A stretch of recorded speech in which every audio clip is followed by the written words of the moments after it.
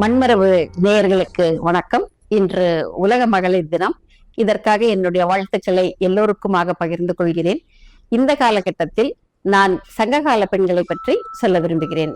பெண்களில் அதிகமான பெண்களை பற்றி அல்ல, ஒரே ஒரு பெண் மட்டுமே நான் சொல்லிக்கொள்ள விரும்புகிறேன். எனக்கு மிகவும் பிடித்தமானவர் ஔவையார். ஔவையார்னதுமே கையில குச்சி வச்சுட்டு குனிஞ்சிட்டு இருப்பாங்க அப்படின்னு எதிர்பார்க்காதீங்க. ஔவையார், அந்த காலத்து ஔவையார் மிக இளமையானவர். அவர் நம்ம தர்மபுரியில, தகடூர் அப்படிங்கிறது தர்மபுரியில வாழ்ந்தவர்.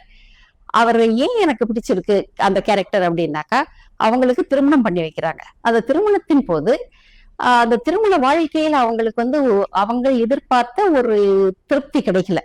அதை உடனடியா அவங்க வெளிப்படையா சொல்லிடுறாங்க.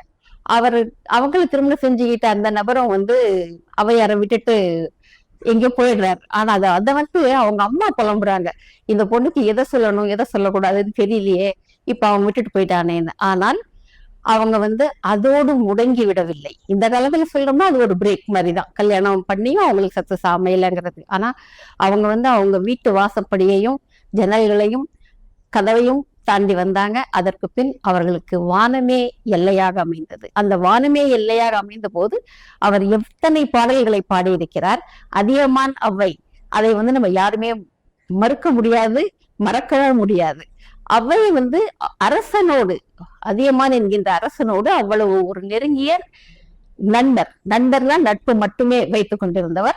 இவங்க ரெண்டு, நமக்கு எல்லாருக்குமே தெரியும், அதியமான் நெல்லிக்கனியை ஔவை அதிகமான காலம் வாழ வேண்டும் என்பதற்காக நெல்லிக்கனியை அவருக்கு கொடுத்தார் என்பதும், மதுவும் புலாலும் இருவரும் சேர்ந்து உண்டார்கள் என்பதும், அது மட்டுமல்ல, இங்க நட்புக்கு இலக்கணமாகவும் ஔவையார் இருந்திருக்கிறாரு.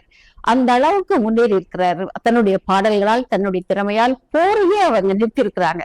இவ்வளவு திறமை வாய்ந்த ஔவையாரை எப்படி எனக்கு பிடிக்காமல் போகும்? சங்ககாலத்தில் மட்டுமே இந்த உலகத்தில் இருக்கின்ற பழைய இலக்கியங்களில் மொத்தம் 33 பெண் புலவர்களை நம்மால் பார்க்க முடிகிறது. நான் ஔவையாரை பற்றி ஏன் சொன்னேன்னா, இன்றைய காலகட்டத்தில் பெண்களுக்கு லவ் அஃபேர் அப்படிங்கிறதும் பிரேக்கிங்கிறதும் சாதாரணமா நடக்குது. அப்படிப்பட்டவர்கள்ல யாருமே துவண்டு போய் நின்றுடக்கூடாது, ஔவையார் மாதிரி கடந்து நம்ம எல்லாருமே சாதிக்கணுங்கிறதுக்காக தான் இதை ஒரு உதாரணமாகவும் நான் சொல்றேன். இப்ப நான் இதெல்லாம் சொல்றீங்களே, நீங்க என்ன பண்ணிருக்கிறீங்க அப்படின்னு ஒரு கேள்வி வரும். நான் இதுல எதுவும் பண்ணல. வாழ்க்கையை நான் நிம்மதியாக மகிழ்ச்சியாக கொண்டாடி கொண்டிருக்கிறேன்.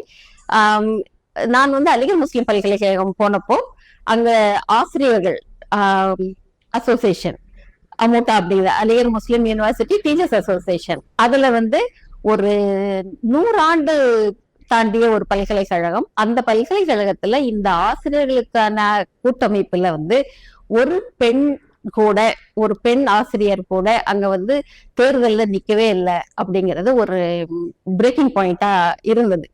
ஆனா நான் அதுல நின்ன பிறகு பார்த்தாக்கா என்ன யுனானிமஸா எலெக்ட் பண்ணாங்க. எல்லாருமே சேர்ந்து எலெக்ட் பண்ணிட்டாங்க. ஒருவேளை பெண் கிட்ட நம்ம தோத்துட்டா எப்படி நினைச்சாங்களா என்னன்னு தெரியாது. ஆனா அந்த 2 ஆண்டுகள் அந்த பதவி, அதுல நான் பண்ண ஒரு முதல் ஆண்டு நான் எடுத்து பண்ண வேலைகள்ல கிட்டத்தட்ட அந்த அமோட்டாவே என்னை நோக்கி திசை திரும்பியது அப்படின்னு சொல்லலாம். அதுக்கப்புறம் அந்த வருட கடைசியிலேயும் மற்ற ஆசிரியர்கள் அடுத்து வர்ற எலெக்ஷன்ல நீங்க யார சொல்றீங்களோ அவங்களுக்கு நாங்க ஓட்டு போட்டோம்னு ஆண் ஆசிரியர்கள் சொன்னது எனக்கு ரொம்பவுமே பிரமிக்கக்கூடியதாக இருந்தது. நம்மளுடைய பணியை அவங்க புரிஞ்சுக்கிறாங்க, மதிக்கிறாங்கன்றது எனக்கு தெரிஞ்சது. அதுக்கப்புறம் தொடர்ந்து நான் அதுல இருந்தேன். அதுக்கப்புறம் அகடமிக் கவுன்சில், அதுவும் எலெக்ஷன் தான். அதுலயும் நான் வெற்றிகரமாக யுனானிமஸ்லி தான் நான் எல்லாருமே சேர்ந்து என்னை ஓட்டு போடாமலேயே எல்லாருமா சேர்ந்து ஒட்டுமொத்தமாக என்னை தேர்ந்தெடுத்தார்கள். கடைசியாக நான் ரிட்டையர் ஆகும்போது அதே அமோட்டாவுடைய பிரசிடென்டா ரிட்டையர் ஆனேன். இதை நான் உண்மையிலேயே இதை தாண்டியும் நிறைய பணிகள் இருக்கிறது. ஆனால் இந்த ஒரு படிப்படியான ஒரு வளர்ச்சி நம்ம நினைச்சா முடியும். ஆண்கள் அப்படி எல்லா பெண்களையுமே அடக்கி வைக்கிறது செய்யறதெல்லாம் இல்லை. நம்ம நேர்மையான ஒரு வேலை செய்யும் போது அவங்களும் கை கொடுக்குறாங்க. அதுலயும் புரிஞ்ச வைக்கிறதுக்கு ஆளுங்க இருக்காங்கிறதுக்கு இது ஒரு உதாரணமாக சொல்கின்றேன். வணக்கம்.